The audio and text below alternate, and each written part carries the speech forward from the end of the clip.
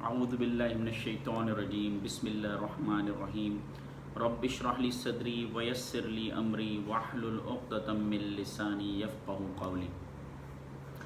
آج کی جو ہماری ڈسکشن ہوگی وہ انشاءاللہ سورہ بقرہ کی آیت نمبر 46 سے لے کر کے انشاءاللہ 54 تک ہوگی، اور ان آیات میں اللہ رب العالمین نے اپنی وہ تمام نعمتیں گنوائی جو اللہ تعالیٰ نے بنی اسرائیل پر کی، اور بے تحاشا نعمتیں کی۔ دیکھیے، انبیاء کرام میں حضرت موسیٰ علیہ السلام وہ واحد نبی ہیں کہ جن پر اللہ تعالیٰ نے کھلی نشانیاں، اللہ تعالیٰ قرآن پاک میں فرماتے ہیں کہ ہم نے اپنی واضح آیات، واضح نشانیاں، واضح بینات نازل کی۔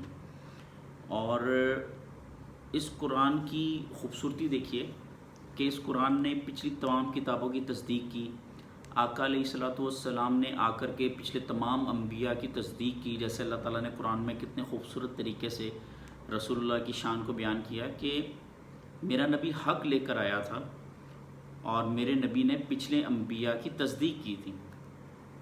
تو دیکھیں، رسول اللہ کی آپ ہسٹری دیکھیے، سرکار صلی اللہ علیہ وسلم پچھلے انبیاء کے بارے میں کچھ بھی نہیں جانتے تھے، لیکن جب اللہ تعالیٰ نے وحی کا سلسلہ نازل کرنا شروع کیا تو رسول اللہ نے جو بنی اسرائیل تھے ان کو سارے ایونٹس سیکوینس وائز بتائے، اور یہی بہت بڑا معجزہ تھا۔ ایمان لانے کے لیے یہی نشانی کافی تھی کہ ایک شخص جو عرب میں پیدا ہوا ہے اور جو بنی اسرائیل کے بارے میں نہیں جانتا، اور وہ حضرت موسیٰ علیہ السلام کے دور کے ایونٹس سیکوینس وائز ڈسکس کر رہا ہے جو ان کی کتابوں میں موجود ہے، اور یہی بہت بڑی نشانی تھی ایمان لانے کے لیے۔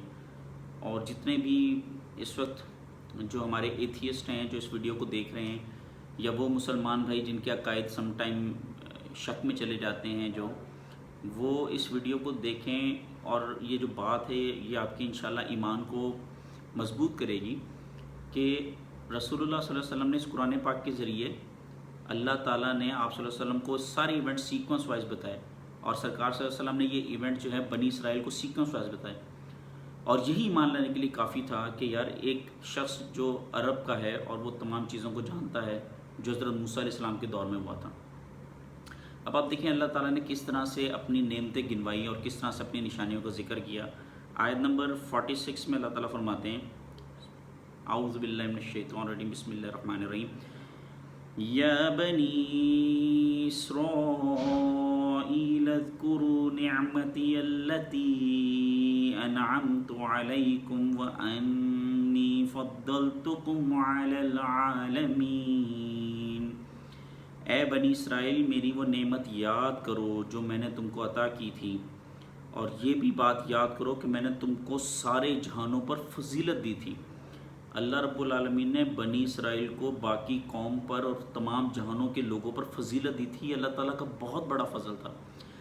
دیکھیے، سب سے بڑا فضل اللہ نے ہمیں اشرف المخلوقات بنائے، انسان بنا کے اس دنیا میں بھیجا۔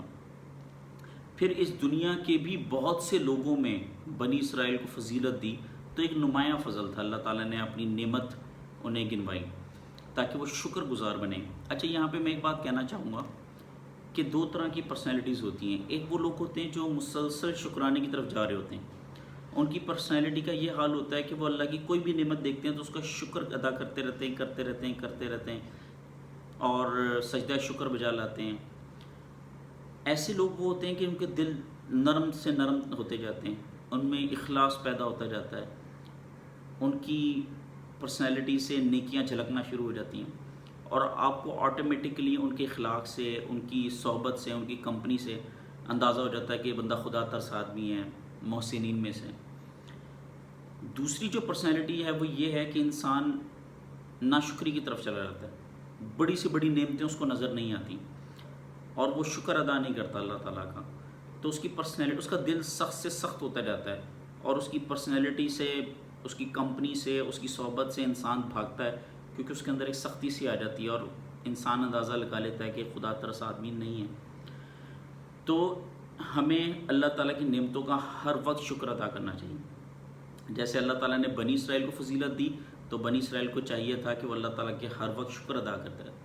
اب چونکہ اللہ تعالیٰ نے رسول اللہ کے صدقے سے ہمیں قرآن دیا ہے تو ہمیں ہر وقت اللہ کا شکر ادا کرنا چاہیے۔ اگر فرض کریں آپ کی لائف میں کوئی ایونٹ نہیں بھی ہوا ایسا کہ جو خوشی کا ہو، کہ جس پہ آپ اسپیشلی سجدہ شکر بجا لیں، تو یہی ذہن میں سوچ کے کہ اللہ نے ہمیں قرآن دیا، اللہ نے ہمیں واضح ہدایت دی، آخری نبی ہماری طرف بھیجے، ہمیں مخلوقات میں فضیلت دی، پھر انسانوں پر فضیلت دی، اسی کا شکر ادا کرنا چاہیے، اسی کا سجدہ شکر بجا لینا چاہیے۔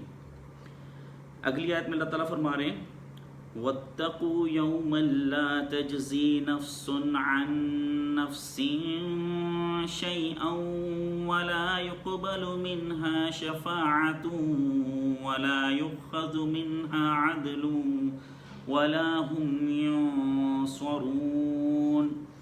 یہ آیت بڑی ہی